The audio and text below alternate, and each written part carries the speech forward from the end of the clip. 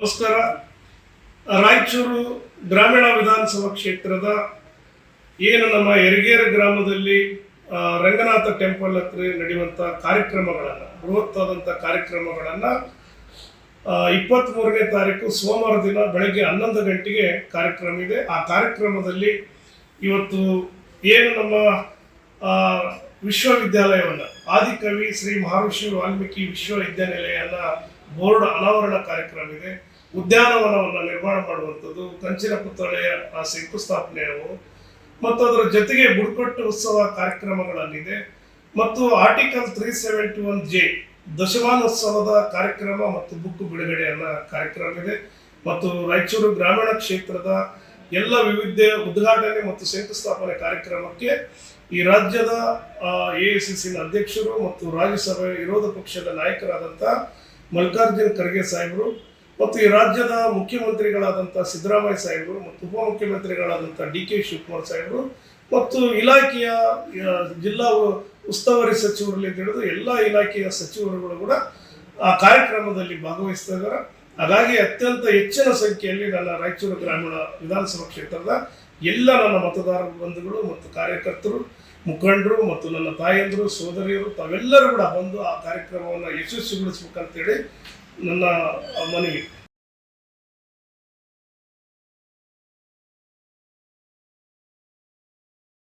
ರಾಯಚೂರು ಗ್ರಾಮೀಣ ವಿಧಾನಸಭಾ ಕ್ಷೇತ್ರದ ಜನಪ್ರಿಯ ಶಾಸಕರಾದ ಬಸಣ್ಣಗೌಡ ದದ್ದಲ್ ಅವರ ಅಧ್ಯಕ್ಷತೆಯಲ್ಲಿ ನಡೆಸಲಾಗುತ್ತಿರುವ ವಿವಿಧ ನಿಯಮಗಳಿಂದ ಸೌಲಭ್ಯ ವಿತರಣೆ, 371 ದಶಮಾನೋತ್ಸವ ಸೇರಿ 936 ಕೋಟಿ ವೆಚ್ಚದಲ್ಲಿ ವಿವಿಧ ಕಾಮಗಾರಿಗಳ ಅಡಿಗಲ್ಲು ಹಾಗೂ ಉದ್ಘಾಟನೆ ಸಮಾರಂಭಕ್ಕೆ ಆಗಮಿಸುತ್ತಿರುವ AICC ಅಧ್ಯಕ್ಷರಾದ ಶ್ರೀ ಮಲ್ಲಿಕಾರ್ಜುನ ಖರ್ಗೆ, ಉಪಮುಖ್ಯಮಂತ್ರಿಗಳಾದ ಶ್ರೀ ಸಿದ್ದರಾಮಯ್ಯ ಹಾಗೂ KPCC ಅಧ್ಯಕ್ಷರು ಹಾಗೂ ಉಪಮುಖ್ಯಮಂತ್ರಿಗಳಾದ ಶ್ರೀ DK ಶಿವಕುಮಾರ್, ವಿಧಾನ ಪರಿಷತ್ ಸದಸ್ಯರಾದ ಶ್ರೀ ವಸಂತ್ ಕುಮಾರ್ ಸೇರಿ ಆಗಮಿಸುತ್ತಿರುವ ಎಲ್ಲ ಕಾಂಗ್ರೆಸ್ ಹಿರಿಯ ಮುಖಂಡರಿಗೂ, ಯುವ ಕಾರ್ಯಕರ್ತರಿಗೆ ಮತ್ತು ಗ್ರಾಮೀಣ ಕ್ಷೇತ್ರದ ಜನರಿಗೆ ಆರ್ಥಿಕ ಸುಸ್ವಾಗತ. ಸ್ವಾಗತ ಕೋರುವವರು ಗಿಲ್ಲೆಸ್ಗೂರ್ ಬ್ಲಾಕ್ ಕಾಂಗ್ರೆಸ್ಸಿನ ಅಧ್ಯಕ್ಷರಾದ ಯುವ ಕಾಂಗ್ರೆಸ್ ಮುಖಂಡ KN ವೇಣುಗೋಪಾಲ್ ಮಾಸ್ದೊಡ್ಡಿ.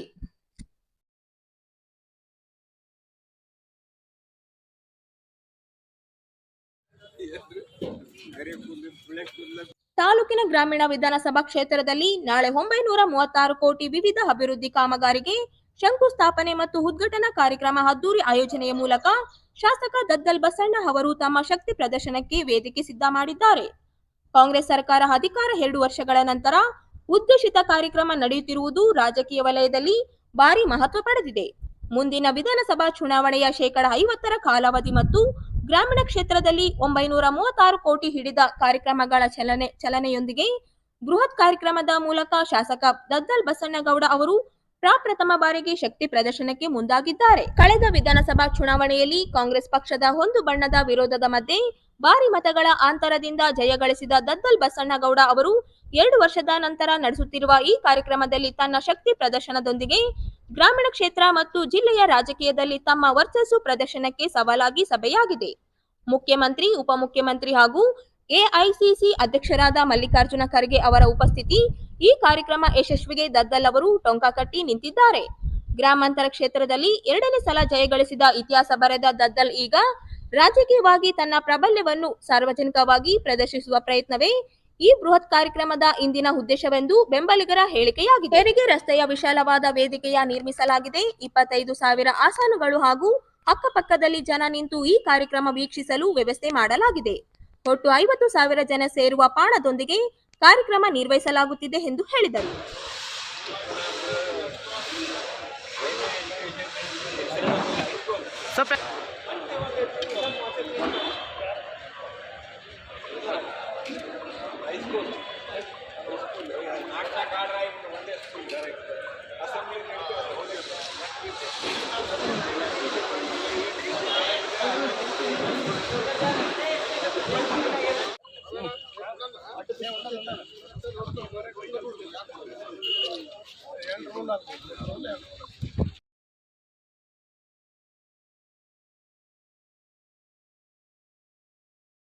ಗ್ರಾಮಾಂತರ ವಿಧಾನಸಭಾ ಕ್ಷೇತ್ರ ವ್ಯಾಪ್ತಿಯಲ್ಲಿ 936 ಕೋಟಿ ರೂಪಾಯಿ ವಿವಿಧ ಯೋಜನೆ ಶಂಕುಸ್ಥಾಪನೆ ಮತ್ತು ಉದ್ಘಾಟನೆ ಹಾಗೂ 371 ದಶಮಾನೋತ್ಸವ ಕಾರ್ಯಕ್ರಮ ದಿನಾಂಕ 23ರಂದು ನಡೆಯಲಿದೆ ಎಂದು ಗ್ರಾಮಾಂತರ ವಿಧಾನಸಭಾ ಕ್ಷೇತ್ರದ ಶಾಸಕರು ಹಾಗೂ ಶ್ರೀ ಮಹರ್ಷಿ ವಾಲ್ಮೀಕಿ ಅಭಿವೃದ್ಧಿ ನಿಗಮದ ಅಧ್ಯಕ್ಷರಾದ ಬಸವನಗೌಡ ದದ್ದಲ್ ಅವರು ಹೇಳಿದರು.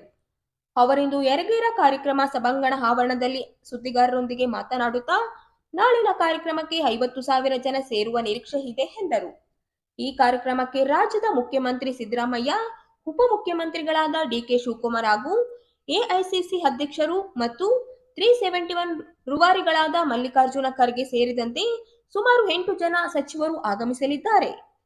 ಕಾರ್ಯಕ್ರಮವನ್ನು ಯರಗೇರದಲ್ಲಿ ಆಯೋಜಿಸಬೇಕಾಗುತ್ತದೆ. ರಾಯಚೂರು ವಿಶ್ವವಿದ್ಯಾಲಯಕ್ಕೆ ಆದಿಕವಿ ಶ್ರೀ ಮಹರ್ಷಿ ವಾಲ್ಮೀಕಿ ನಾಮಕರಣ ಮಾಡಲಾಗುತ್ತದೆ. ಅಲ್ಲದೆ 6 ಎಕರೆ ಜಮೀನಿನಲ್ಲಿ 1 ಕೋಟಿ ವೆಚ್ಚದಲ್ಲಿ ಮಧ್ಯಾಹ್ನ ಅಭಿವೃದ್ಧಿ ಪಡಿಸಲಾಗುತ್ತದೆ. ಈ ಕಾರ್ಯಕ್ರಮದ ಸಂದರ್ಭದಲ್ಲಿ ಬುಡಗಟ್ಟು ಉತ್ಸವ ಆಯೋಜನೆ ಮಾಡಲಾಗಿದ್ದು, ಇದಕ್ಕಾಗಿ ರಾಜ್ಯದ ವಿವಿಧ ಭಾಗಗಳಿಂದ ಬುಡಗಟ್ಟು ಜನಾಂಗವನ್ನು ಆಹ್ವಾನಿಸಲಾಗಿದೆ. ಇವರಿಗಾಗಿ ಪ್ರತ್ಯೇಕ ಸ್ಟಾಲ್ ಮಾಡಲಾಗಿದ್ದು, ಬುಡಗಟ್ಟು ಜನಾಂಗದ ಗುಡಿ ಕೈಗಾರಿಕೆಯ ಪ್ರದರ್ಶನ ಮತ್ತು ಮಾರಾಟಕ್ಕೆ ಇರುವಷ್ಟು ಮಾಡಲಾಗಿದೆ. ಸಂಪೂರ್ಣವಾಗಿ ಸಿದ್ಧತೆಗಳನ್ನು ಮಾಡ್ತಾ ಇದ್ದೀವಿ.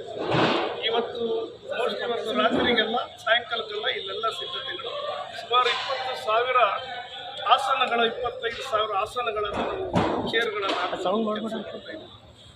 ಅದರ ಜೊತೆಗೆ ಬೇರೆ ಹೊರಗಡೆ ನಿಲ್ಲೋದಕ್ಕೆ ಕೂಡ ಸುಮಾರು ಒಂದು 20,000 ಜನರು ನಿಲ್ಲುವಷ್ಟಿಗೆ ಇವತ್ತು ಜಾಗವನ್ನು ಸಿದ್ಧತೆಗಳನ್ನು ಹಾಗಾಗಿ ಒಟ್ಟಾರಾಗಿ ಸುಮಾರು ಒಂದು 40,000 ರಿಂದ 50,000 ಜನರನ್ನು ಇದರಲ್ಲಿ ಸೇರುವ ಸಂಭವ ಇದೆ ಅಂತೇಳಿ ನಮಗೆ ಜನರ ಒಂದು ಇನ್ವಿಟೇಷನ್ ಮತ್ತು ನಾವು ಈಗಾಗಲೇ ಆರ್ಗನೈಸ್ ಮಾಡಿದಂಥ ಸಿಸ್ಟಮ್ನಲ್ಲಿ ಕೆಲಸ ಮಾಡಲಾಗ್ತದೆ. ಇದರಲ್ಲಿ ಈಗಾಗಲೇ ಸಚಿವರುಗಳು ಟಿಪಿಗಳನ್ನು ಈಗಾಗಲೇ ಸುಮಾರು 10 ಜನರು 9ರಿಂದ 10 ಜನರ ಸಚಿವರು ಇದರಲ್ಲಿ ಕಾರ್ಯಕ್ರಮದಲ್ಲಿ ಭಾಗವಹಿಸ್ತಾ ಇದ್ದಾರೆ. ವಿವಿಧ ಅವರ ಇಲಾಖೆಗಳ ಅಭಿವೃದ್ಧಿ ಕಾಮಗಾರಿಗಳು ಶಂಕುಸ್ಥಾಪನೆ ಅಡಿಗಲ್ಲಿದೆ ಮತ್ತು ಏನು ಬುಡಕಟ್ಟು ಉತ್ಸವವನ್ನು ಕಾರ್ಯಕ್ರಮವನ್ನು ನಾವು ಇಲ್ಲಿ ಏರ್ಪಡಿಸಿದ್ದೀವಿ. ಈಗಾಗಲೇ ಆ ಸ್ಟಾಲ್ಗಳನ್ನು ನಾವು ಹಾಕ್ತಾ ಇದ್ದೀವಿ. ಸುಮಾರು ಒಂದು 50ರಿಂದ 60 ಸ್ಟಾಲ್ಗಳನ್ನು ಹಾಕಿದ್ದೀವಿ. ಅದರಲ್ಲಿ ಉತ್ಸವ ಕಾರ್ಯಕ್ರಮದಲ್ಲಿ ಭಾಗವಹಿಸುವಂಥ ಏನು ಅವರ ಕಲಾ ತಂಡಗಳು ಮತ್ತು ಮೇಡ್ ವಸ್ತು ಕೈಯಿಂದ ತಯಾರಿಸಿದಂಥ ವಸ್ತುಗಳನ್ನು ಪ್ರದರ್ಶನ ಇರ್ತದೆ. ಸುಮಾರು 100 ವೆಹಿಕಲ್ಗಳನ್ನು ನಾವು ಕೊಡ್ತಾ ಇದ್ದೀವಿ.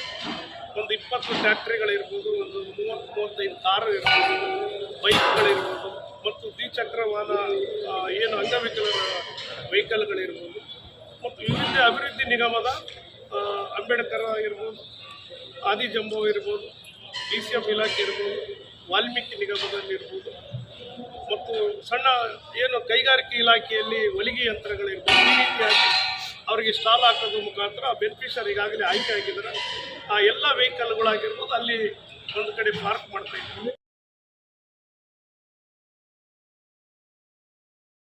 ದೇವದುರ್ಗ ತಾಲೂಕಿನ ಚಿಕ್ಕಹೊನ್ನಕುನಿಯಲ್ಲಿ ಮಾಜಿ ಪ್ರಧಾನಿ ಎಚ್.ಡಿ. ದೇವೇಗೌಡರ ಪುತ್ಥಳಿ ಆವರಣ ಕಾರ್ಯಕ್ರಮವನ್ನು ಹಮ್ಮಿಕೊಳ್ಳಲಾಗಿದೆ ಎಂದು ಜೆಡಿಎಸ್ ಜಿಲ್ಲಾಧ್ಯಕ್ಷ ಎಂ. ವಿರೂಪಾಕ್ಷಿ ಹೇಳಿದರು.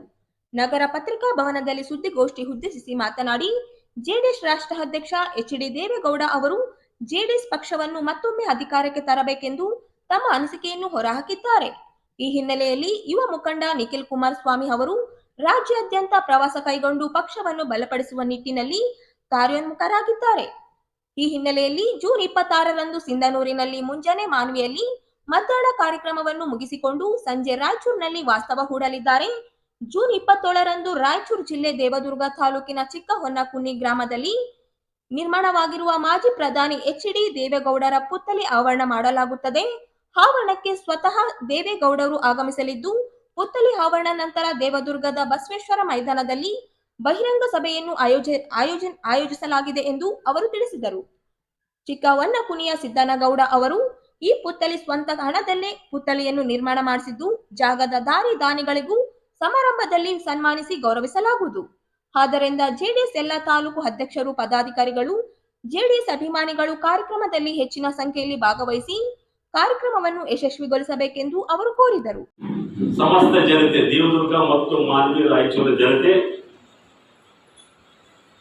ನಾರಾಯಣಪುರ ಬಲದಂಡೆ ಕಾಲುವೆಯನ್ನ ತಂದು ಇವತ್ತು ಆ ಭಾಗದ ರೈತರ ಬದುಕನ್ನ ಹಸಿರು ಮಾಡಿರ್ತಕ್ಕಂಥ ಹಸಿರು ಕ್ರಾಂತಿಯ ಯುಗ ಪುರುಷರಾಗಿರ್ತಕ್ಕಂಥ ದೇವೇಗೌಡರು 27 ಬರ್ತಕ್ಕಂಥ ಕಾರ್ಯಕ್ರಮದಲ್ಲಿ ಜಿಲ್ಲೆಯ ನಮ್ಮ ಪಕ್ಷದ ಹಿರಿಯ ಮುಖಂಡರು, ಎಲ್ಲ ತಾಲೂಕು ಘಟಕದ ಪದಾಧಿಕಾರಿಗಳು, ಅಭಿಮಾನಿಗಳು, ಕಾರ್ಯಕರ್ತರು ಹೆಚ್ಚಿನ ಸಂಖ್ಯೆಯಲ್ಲಿ ಬರಬೇಕಂತಕ್ಕಂಥ ನಿಟ್ಟಿನಲ್ಲಿ ತಮ್ಮ ಮೂಲಕ ನಾವು ಮನವಿಯನ್ನು ಮಾಡಿಕೊಳ್ತಾ ಇದ್ದೀವಿ. ಈ ಒಂದು ಕಾರ್ಯಕ್ರಮ ಜನರೊಂದಿಗೆ ಜನತಾದ ಕಾರ್ಯಕ್ರಮ ಅದಾದ ನಂತರ ಎರಡನೆಯ ಭಾಗವಾಗಿ ರಾಯಚೂರು ಮತ್ತು ಗ್ರಾಮಾಂತರ ಕ್ಷೇತ್ರಕ್ಕೆ ಬರ್ತಕ್ಕಂಥದ್ದು. ಈ ಕಾರ್ಯಕ್ರಮ ಕೂಡ ತಮ್ಮ ಮೂಲಕ ನಾವು ವಿಸ್ತೃತವಾಗಿ ಪ್ರಚಾರವನ್ನು ಮಾಡಲಿಕ್ಕೆ ಇಷ್ಟಪಡ್ತೀವಿ. ಈ ಒಂದು ಕಾರ್ಯಕ್ರಮ ಬಹಳ ಅದ್ದೂರಿಯಾಗಿ ದೇವೇಗೌಡರಿಗೆ ಈ ಇಳಿ ವಯಸ್ಸಿನಲ್ಲಿ ಸುಮಾರು 93 ದಾಟಿ 94 ಮಾನ್ಯ ಜಿಲ್ಲಾಧ್ಯಕ್ಷರ ನೇತೃತ್ವದಲ್ಲಿ ಮಾನ್ಯ ನಮ್ಮ ಸರ್ವೋಚ್ಚ ನಾಯಕರು, ನಮ್ಮ ದೇಶದ ಮಾಜಿ ಪ್ರಧಾನಮಂತ್ರಿಗಳು ಸನ್ಮಾನ್ಯ ದೇವೇಗೌಡರು ಕಾರ್ಯಕ್ರಮ ನಮ್ಮ ದೇವದುರ್ಗದಲ್ಲಿ ಅಧ್ಯಕ್ಷರು ಹೇಳಿದಾಗ ಕೆಲವು ಕಾರ್ಯಕ್ರಮದ ವಿವರ ತಿಳಿಸ್ಯಾರ. ಆ ಕಾರ್ಯಕ್ರಮಕ್ಕೆ ಮಾನ್ಯರು ಬರ್ತಾರ. ಅವರು ಮತ್ತೆ ನಿಖಿಲ್ ಕುಮಾರಸ್ವಾಮಿ ಅವರ ಜನರೊಂದಿಗೆ ಜನತಾದಳ ಕಾರ್ಯಕ್ರಮಕ್ಕೆ ಆಗಮಿಸಿರೋದ್ರಿಂದ ನಾನು ವೈಯಕ್ತಿಕವಾಗಿ ತಮ್ಮೆಲ್ಲರನ್ನ ಆಹ್ವಾನಿಸ್ತಾ ಇದ್ದೀನಿ. ಈ ಕಾರ್ಯಕ್ರಮ ಯಶಸ್ವಿಯಾಗ್ತದ. ನಮ್ಮಲ್ಲಿ ಯಾವುದೇ ಗೊಂದಲಗಳಿಲ್ಲ. ಯಾಕಂದ್ರೆ JDS ಪಕ್ಷ ಅಂತಂದ್ರೆ ಕಾರ್ಯಕರ್ತರ ಮುಖಂಡರ ಪಕ್ಷ. ಯಾವುದೇ ಕಾರಣಕ್ಕೂ ಯಾರಿಗಿಲ್ಲಿ ಮನಸ್ತಾಪಗಳಿಲ್ಲ. ನಿಮ್ಗೆ ಯಾಕೆ ಆ ಥರ ಮೇಲ್ನೋಟ ಕಲಿಸ್ತದ ಗೊತ್ತಿಲ್ಲ. ಆದ್ರೆ ಏನಾದರೂ ಸಣ್ಣ ಪುಟ್ಟ ವ್ಯತ್ಯಾಸಗಳಿದ್ರೆ ನಮ್ಮ ಜಿಲ್ಲಾಧ್ಯಕ್ಷರ ಮಾತೇಶ್ ಪಾಟೀಲ್ರು, ನಾಡಗೌಡ ಸಾಹೇಬ್ರು, ಹನುಮಂತ ಪಾಲ್ಕೋಡ್ ಸಾಹೇಬ್ರು, ಇಲ್ಲೆಲ್ಲ ನಮ್ಮ ಸಿದ್ದಗೌಡರು, ನಮ್ಮ ಸಿದ್ದಣ್ಣನವರು ಎಲ್ಲ ಹಿರಿಯರು ಅದಾರ. ಅದನ್ನೆಲ್ಲ ಮಾತಾಡ್ತಾರೆ. ಯಾಕಂದ್ರೆ ನಮಗ್ ಗೊತ್ತಿದ್ದಂಗ ಅಲ್ಲಿ ಏನಂತದ್ದೇನು ಯಾವುದೇನಿಲ್ಲ. ನಾವು ಜನರ ಜೊತೆ ಇದ್ದೀವಿ. ನಾವೇನ್ ಜನರಿಗೆ ಮಾತು ಕೊಟ್ಟಿದ್ದೆ ಎಲೆಕ್ಷನ್ ಪೂರ್ವದಲ್ಲಿ, ಅದೇ ತರ ನಾನು ಕೂಡ ಆ ಮಾತನ್ನು ಉಳಿಸ್ಕೊಳ್ಳೋ ಕೆಲಸ ಮಾಡ್ತಾ ಇದ್ದೀನಿ. ನಮ್ಮಲ್ಲಿ ಯಾವುದೇ ಗೊಂದಲ ಇಲ್ಲ. ಈ ಕಾರ್ಯಕ್ರಮ ಅತ್ಯಂತ ಯಶಸ್ವಿಯಾಗಿ ಎಲ್ಲರೂ ಒಗ್ಗಟ್ಟಾಗಿ ನಾವು ಮಾಡ್ತಾ ಇದ್ವಿ. ಇದರಲ್ಲಿ ಯಾವುದೇ ಗೊಂದಲಗಳಿಲ್ಲ.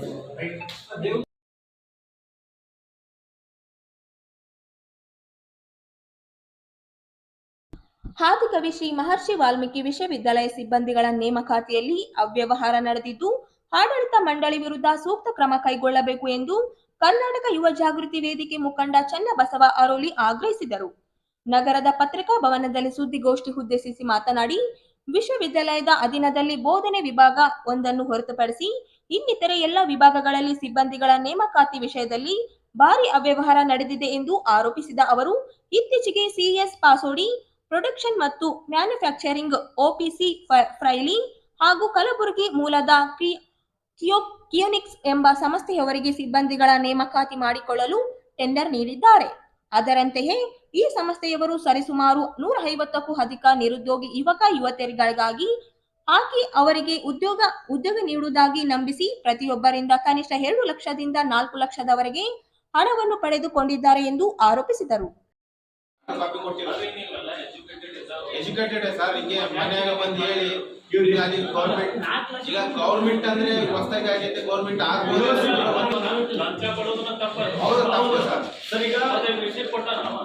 ಇಲ್ಲ ಸುಟ್ಟಿಲ್ಲ ಈಗ 8-9 ತಿಂಗಳ ಸರ್ ಯಾರಿಗೂ ಸ್ಯಾಲರಿ ಇಲ್ಲ.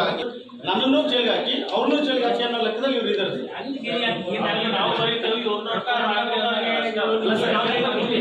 ಜನಗಳಿಗೆ ಒಂದು ಭಯ ಸರ್. ಅಲ್ಲಿ ಯಾರು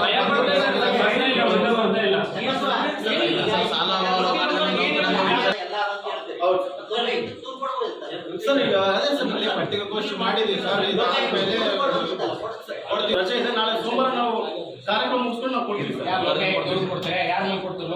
ಸರ್ ಈಗ ಏಜೆಂಟ್ ಅವ್ರ ಮೇಲೆನೆ ಕೊಡ್ತೀವಿ ಸರ್. ಆಕ್ಚುಲಿ ಅವರೇ ಫಸ್ಟ್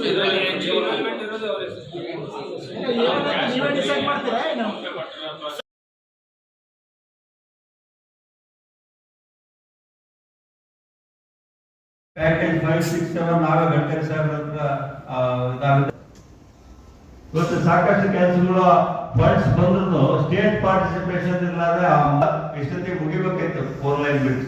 ಇವತ್ತಿಗೂ ಇನ್ನ ನಡೀತದೆ. ಅದು ಸ್ಟೇಟ್ ಸಾಹೇಬ್ರ ಯಾವ ಕೆಲಸದಿಂದ ಇಲ್ಲ. ಇದು ಉಲ್ಟಾ ನಮಗೆ ಬೈತಾರೆ ಎಲ್ಲರಿರ್ತಾರೆ. ಇವತ್ತು ಅದನ್ನ ನಾವು ಉಪಯೋಗಿಸಿದ್ವು. ಬರ್ತಕ್ಕಂಥ ದಿವಸಗಳಲ್ಲಿ ನಾವು ಪಕ್ಷ ದೇಶ ಹಾಗೂ ನಾಯಕತ್ವಕ್ಕೆ ನಾವು ಹೆಚ್ಚಿನ ಒತ್ತನ್ನು ಕೊಡಬೇಕು. 11 ವರ್ಷ ಅನೇಕ ರೀತಿಯಲ್ಲಿ ನಮ್ಮ ದೇಶ ಅಭಿವೃದ್ಧಿ ಆಗಿದೆ. ಇಂಡಿಯಾನ ಯಾವ ಬೇರೆ ಕಟ್ಟಬೇಕು ಅಂತ ಕೆಲವೊಂದ್ ಕಡೆ ಯೂಟ್ಯೂಬ್ಸ್ ಇದರಲ್ಲಿ ಎಲ್ಲ ಪ್ರಚಾರದಲ್ಲಿ ಬರ್ತಾವ, ಗುರ್ತಿಡಿಯಕ್ಕಾಗಲ್ಲ. ಬಹಳ ಆಶ್ಚರ್ಯ ಪಡ್ತಾರೆ ಇಂಡಿಯಾ ಎಷ್ಟು ಡೆವಲಪ್ ಆಗಿದೆ ಅಂತ. ಇವತ್ತು ನಾವು ಸಾಕಷ್ಟು ಕಡೆ ಉತ್ತರ ಭಾರತದಲ್ಲಿ ನೋಡಿ ಬೇರೆ ಪಕ್ಷಗಳು ಇಲ್ಲೇ. ಕಾಂಗ್ರೆಸ್ ಪಕ್ಷ ಒಂದು ಕಾಲದಲ್ಲಿ ರಾಷ್ಟ್ರ ಮಟ್ಟದಲ್ಲಿ ಇವತ್ತು ಕೇಳಕ್ಕೆ ಇದೆ ಇಲ್ಲ. ಆ ನಿಟ್ಟಿನಲ್ಲಿ ಮತ್ತೊಮ್ಮೆ ನಾವು ತಮ್ಮ 5 ವರ್ಷಗಳ ಅತ್ಯಂತ ಸರ್ಕಾರದ ಆಡಳಿತವನ್ನ ಹತ್ತಿರದಿಂದ ಕಂಡಂತ ಮಾಜಿ ಸಂಸದರಾದ ಶ್ರೀ ಅಮರೇಶ್ ನಾಯಕ್ ಅವರಿಗೆ ನಾನು ಧನ್ಯವಾದಗಳನ್ನು ತಿಳಿಸುತ್ತಾ, ವಿಕಸಿತ ಭಾರತದ ಅಮೃತ ಕಾಲ ಈ ಒಂದು 11 ವರ್ಷಗಳ ಕೆಲಸ ಮಾಡೋದು. ನಾವು ಎಲೆಕ್ಟ್ ಆದ ಫಸ್ಟಿಗೆ ಇವತ್ತಿಗೂ ನೆನಪಲ್ಲ 4790 ನಾವು ವಿಷಯ ಏನ್ ನಮ್ದೆಲ್ಲ ಕೇಳಿ ತಮ್ಮ ಕೇಳಿ ನಮ್ಮ ಇಂಪಾರ್ಟೆನ್ಸ್ ಏನಿದಾವೆ ಯಾವ ಆಗ್ಬೇಕು ಕ್ಷೇತ್ರದಲ್ಲಿ. ಅವ್ರ ಮಂತ್ರಿಮಂಡಲದಲ್ಲೂ ಅಷ್ಟೇ ನಾನು ಹೋಮ್ ಅಫೇರ್ಸ್ಗೆ ಮೆಂಬರ್ ಆಗಿ ಏನು ಬ್ರಿಟಿಷ್ ಕಾಲದಿಂದ ಇದ್ದಂತ ಭಾರತೀಯ ನ್ಯಾಯಶಾಸ್ತ್ರ ಬದಲಾವಣೆ ಆ ಕಮಿಟಿಯಲ್ಲಿ ನಾನು ಸದಸ್ಯರಾಗಿ ಕೆಲಸ ಮಾಡಿ ನೋಡ್ಕೊಂಡು ಆದಷ್ಟು ಹೆಚ್ಚಿನ ರೀತಿಯಲ್ಲಿ ನಾವು ಏನ್ ಮಾಡಬೇಕು, ನಮ್ಮ ಸ್ಥಳೀಯತನ ಬಿಡಬೇಕು. ಪಕ್ಷದಲ್ಲಿ ಅದೊಂದಿದೆ. ಮತ್ತು ಯಾರೇ ಕೆಲಸ ಮಾಡಲಿ ಕಾರ್ಯಕರ್ತರಿಗೆ ಅವರಿಗೆ ಅವಕಾಶಗಳಿದ್ದಾವಲ್ಲ, ಬೇರೆ ಪಾರ್ಟಿ ಎಲ್ಲ ಮನೆ ಕಾಯಿದ್ದವರು ಗುರುಸಿ ಮಾಡಿದ್ರು. ಅಣ್ಣ ನಿನ್ನಂತ ಸರ್ವಿಸ್ ಇದ್ದಂತಾಗ ಆಗ್ಲಿಲ್ಲ ಅದೊಂದು ನೋಡಿದ್ರೆ ನಾವೆಲ್ಲರೂ ಕಲ್ತ್ಕೋಬೇಕಾಗ್ತದೆ. ಅವ್ರ ಪಕ್ಷದ ಯಾವುದೇ ಕಾರ್ಯಕ್ರಮ ಇರಲಿ, ಯಾವ್ಯಾವ ವಿಚಾರಗಳಿರಲಿ, ಅವ್ರ ನಮ್ಮ ವೈಯಕ್ತಿಕಗಳನ್ನ ನಾವು ಬಿಡಬೇಕು. ದೇಶ ಬಂದು ಪಕ್ಷ ಬಂದು ಆ ಪಕ್ಷ ಇದ್ರೆ ಎಲ್ಲರು, ಆ ನಾಯಕತ್ವ ಇದ್ರೆ ಎಲ್ಲರು. ಇವತ್ತು ಆ ನಾಯಕತ್ವದಿಂದ ಇಲ್ಲ. ಆದ್ರೆ ಇಷ್ಟೇ ಮಾತು ಹೇಳ್ತೀನಿ, ನಾವು ಯಾವತ್ತಿಗೂ ಈ ಪಕ್ಷನಿಷ್ಠ ಇಟ್ಕೊಂಡು ಮೋದಿಜಿಯವರ ನಜಾ ಸುಭದ್ರವಾಗಿರ್ತದೆ ಇದ್ರೆ ಎಷ್ಟು. ಮತ್ತು ರಾಜ್ಯಕ್ಕೆ ಫಸ್ಟ್ ಅಲ್ಲ, ದೇಶಕ್ಕೆ 5ನೇ ಅಥವಾ 6ನೇ ಪಾರ್ಲಿಮೆಂಟ್ ಇರೋದು. ಇದು ಯಾಕಪ್ಪ ಅಂದ್ರೆ ನಾವು ಅಲ್ಲಿ ಅಮರೇಶ್ ನಾಯ್ಕ ಅಂತ ಹೇಳಲ್ಲ, ರಾಯಚೂರು ಹೇಳ್ತೇವೆ. ನಾವು ಯಾವ ಕ್ಷೇತ್ರನ ಪ್ರತಿನಿಧಿಸ್ತೀವಿ ಆ ಕ್ಷೇತ್ರಕ್ಕೆ ಹೆಸರು ಬರ್ತದೆ. ಹಿಂದೆ ನಾವು ಶಿವರಾಜ್ ಪಾಟೀಲ್ ಎಲ್ಲರೂ ಸೇರಿ ಸಾಕಷ್ಟು ಕೆಲಸಗಳು ಇಲ್ಲಿ ಅಭಿವೃದ್ಧಿ ಪರವಾದ. ಇವತ್ತು ರಾಜ್ಯ ಸರ್ಕಾರ ಇಲ್ಲ, ಅವ್ರಿಗೂ ಸಾಕಷ್ಟು ಕಷ್ಟ ಅದ. ಇವತ್ತು ಯಾವುದೇ ಅಭಿವೃದ್ಧಿ ಪರವಾದಂಥವು ಆಗ್ತಿಲ್ಲ. ಕೇವಲ ಸಣ್ಣ ಪುಟ್ಟ ಆಶಾಭಿಷಗಳನ್ನು ಈಡೇರಿಸ್ತಕ್ಕಂಥ ಗ್ಯಾರಂಟಿಗಳಿಂದ ಹೊರತು ಭವಿಷ್ಯವನ್ನು ರೂಪಿಸ್ತಕ್ಕಂಥ ಉತ್ತಮ ಕೆಲಸಗಳು ಆಗ್ತಾ ಇದೆ. ಅನೇಕ ಸೆಂಟ್ರಲ್ ಯೋಜನೆಗಳಿಗೆ ರಾಜ್ಯ ಸರ್ಕಾರ ಕೊಡ್ತಕ್ಕಂಥ ಪಾಲು ಕೊಡಲಾರ್ದೆ ಅವೆಲ್ಲ ಹಿಂದುಳಿದಿದೆ. ಮತ್ತು ಇವತ್ತು ಏನು ಈ ಭಾಗದಲ್ಲಿ ನಮ್ಮ ಹೈದರಾಬಾದ್ ಕರ್ನಾಟಕ ಭಾಗದಲ್ಲಿ ಮಾತ್ರ ನಮಗೆ ಹಿನ್ನಡೆ ಯಾಕಾಯ್ತಪ್ಪ ಅಂತ ಹೇಳಿದ್ರೆ ಇವೆಲ್ಲ ಗ್ಯಾರಂಟಿಗಳ ಜೊತೆಗೆ ನಮ್ಮಲ್ಲಿಯೂ ಸಹ ಉತ್ಸಾಹ ಕಡಿಮೆ ಆಯ್ತು. ನಾವು ಇದ್ದಂಥದ್ದನ್ನ ಹೇಳ್ಕೋಬೇಕಾಗ್ತದೆ. ಇವತ್ತು ಯಾರೋ ಅಮರೇಶ್ ನಾಯಕರನ್ನ ನೋಡಿ ನಾವು ಪರವ ಮಾಡಿದ್ವಿ ವಿರೋಧ ಮಾಡಿದ್ವಿ ಅನ್ನೋಕ್ಕಿಂತ ಅದೇನೋ ಹೇಳ್ತಾರಲ್ಲ, ಗಣಪತಿನ ಇಲ್ಲಿ ನೋಡ್ಯಕ್ಕೋ ಗಣಪತಿಗೆ ಏಟು ಬಿಡ್ತಾರೆ. ಇವತ್ತು ಅದೇ ಮೋದಿಜಿ ಅವರಿಗೆ ಇನ್ನೊಂದು 20-30 ಸೀಟ್ ಬಂದಿದ್ರೆ ಇನ್ನೊಬ್ಬರನ್ನ ನಾವು ಇವತ್ತು ಆಶ್ರಯ ಪಡ್ತಕ್ಕಂಥ ಅವಕಾಶಗಳಿದೆ. 270ಕ್ಕೂ ಹೆಚ್ಚು ಸೀಟ್ ಬಂದಿದ್ರೆ ಇನ್ನೂ ಹೆಚ್ಚಿನ ರೀತಿಯಲ್ಲಿ ನಿರ್ಧಾರಗಳನ್ನು ತೆಗೆದುಕೊಳ್ತೇವೆ. ಮುಂದಿನ ದಿವಸಗಳಲ್ಲಿ ಅನೇಕ ಬದಲಾವಣೆಗಳನ್ನು ತರ್ತಿದ್ದಾರೆ.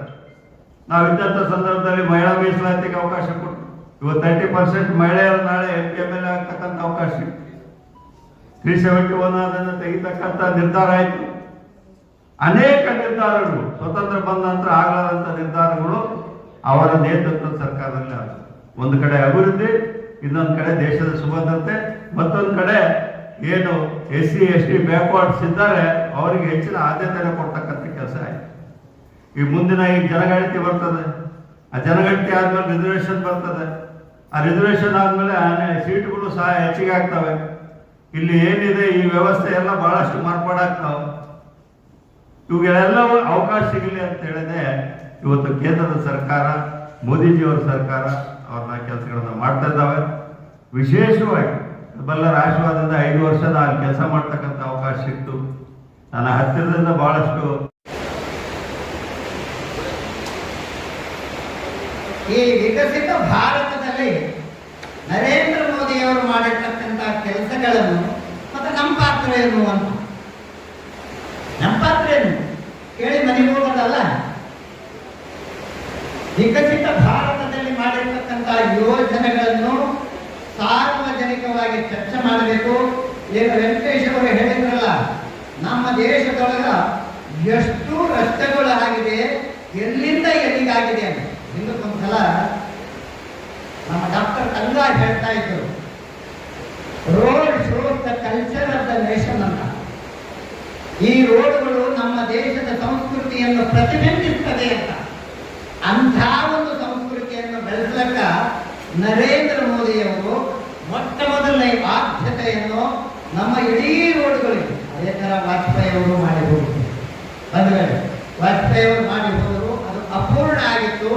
ಇವತ್ತು ಪೂರ್ಣ ದೇಶ ತುಂಬ ಗಡ್ಕರಿಯವರ ನೇತೃತ್ವದೊಳಗ ಈ ರೋಡು, ರೈಲು ಎಲ್ಲವನ್ನೂ ಬಹಳ ಸುಸಜ್ಜಿತವಾಗಿ ಸುಸಜ್ಜಿತವಾಗಿ ಮಾಡ್ತಕ್ಕಂಥ ಕೆಲಸ ಮಾಡ್ತಾ ಇದ್ದಾರೆ. ರೈಲ್ವೆ ಬಗ್ಗೆ ಈಗ ನಮ್ಮ ಸಂಸದರು ಹೇಳಿದರು, ವಂದೇ ಭಾರತ್ ಮತ್ತು ಉಳಿದ ಎಲ್ಲ ಸೌಲಭ್ಯಗಳನ್ನು ತಂದುಕೊಟ್ಟಿರ್ತಕ್ಕಂಥದ್ದು. ಇವತ್ತು ರೈಲ್ವೆದಾಗ ಒಂದು ಇತಿಹಾಸವನ್ನು ನಿರ್ಮಾಣ ಮಾಡಿರ್ತಕ್ಕಂಥದ್ದು ಮೋದಿ. ಇಡೀ ದೇಶ ತುಂಬ ರೈಲ್ವೆ 100% ಎಲೆಕ್ಟ್ರಿಫಿಕೇಶನ್ ಮಾಡಿದ್ದು ನರೇಂದ್ರ ಮೋದಿ. ಇಲ್ಲಿವರೆಗೆ ಎಲೆಕ್ಟ್ರಿಫಿಕೇಶನ್ ಇರಲಿಲ್ಲ. there was no electrification to all the routes. ಈಗ ಎಲ್ಲಾ ರೂಟ್ಗಳಿಗೆ ಎಲೆಕ್ಟ್ರಿಫಿಕೇಶನ್ ಆಗಿದೆ. ಇದರಿಂದ ಇಂಧನದ ಬಚಾವಕ್ಕೆ ನಮಗೆ ಆಗ್ತದೆ, ದೇಶದ ಆರ್ಥಿಕತೆ ಮೇಲೆ ಬಹಳ ಪರಿಣಾಮ. ಇನ್ನೊಂದು ವಿಚಾರ, ಈ ನಮ್ಮ ಸಶಕ್ತ ಭಾರತ ಏನು ನಮ್ಮ ಬಾರ್ಡರ್ಗಳನ್ನು ಸೆಕ್ಯೂರಿಟಿ ಮಾಡ್ಲಿಕ್ಕೆ ಮತ್ತು ರಕ್ಷಣಾ ವ್ಯವಸ್ಥೆಯನ್ನು ಸಮೃದ್ಧಿ ಮಾಡ್ಲಿಕ್ಕೆ ಏನೇನು ಕೆಲಸ ಮಾಡಿದ್ರು ಅಂತ ಕೆಲವೆಲ್ಲ ಪ್ರಸ್ತಾಪನೆ ಆಯಿತು. ಮನೆಗಳೇ, ಇವತ್ತು ರಕ್ಷಣಾ ವ್ಯವಸ್ಥೆದೊಳಗ ಅತ್ಯಂತ ಆಧುನಿಕವಾಗಿ ಸಮೃದ್ಧಿಯಾಗಿ ಬಹಳ ಏನು ಸೆಲ್ಫ್ ಮೇಡ್ ನಮ್ಮ ಭಾರತದ ಶಬ್ದ ಉಪಯೋಗ ಮಾಡಬಲ್ಲ ಭಾರತ್ ಆತ್ಮನಿರ್ಭರ ಭಾರತ ಏನು ಮಾಡಿದಾರಲ್ಲ, ನಾವೇ ತಯಾರು ಮಾಡೋದು. ಇನ್ನೊಬ್ಬರಿಂದ ಆಮದು ಮಾಡ್ಕೊಳ್ತಾ ಇದ್ದೀವಿ. ಇವತ್ತು ನಾವೇ ತಯಾರು ಮಾಡ್ತಕ್ಕಂಥವ್ರು ಸಾಕಷ್ಟು ಇವತ್ತು ತಯಾರಾಗಿದೆ. ಇನ್ನೊಂದು ಎಷ್ಟು ಅಂದರೆ 2350 ಲಕ್ಷ ಕೋಟಿಯಷ್ಟು ಇವತ್ತು ರಫ್ತು ಮಾಡ್ತಾ ಇದ್ದೀವಿ ನಾವು. ವಿಮಾನಗಳನ್ನು, ಮಿಸೈಲ್ಗಳನ್ನು, ಇಂಥವೆಲ್ಲ ಅಂದರೆ ರಕ್ಷಣಾ ವ್ಯವಸ್ಥೆಗೆ ಸಂಬಂಧಪಟ್ಟಿರ್ತಕ್ಕಂಥವ್ರು ಬೇರೆ ದೇಶದವರು ಬಂದು ನಮ್ಮ ಹತ್ರ ಖರೀದಿ ಮಾಡಿ ಹೋಗ್ತಾ ಇದ್ದಾರೆ. ಹಿಂದಕ್ಕೆಲ್ಲ ನಾವು ಬೇರೆ ದೇಶಗಳಿಂದ ಖರೀದಿ ಮಾಡ್ತಾ ಇದ್ದೀವಿ. ಬಂಧುಗಳೇ, ಇಂಥ ಒಂದು ಅಭಿವೃದ್ಧಿಯನ್ನು ಪಡಿಸಿರ್ತಕ್ಕಂಥ ನರೇಂದ್ರ ಮೋದಿಯವರು ಈ ಎಲೆಕ್ಟ್ರಾನಿಕ್ ವಿಷಯದೊಳಗೆ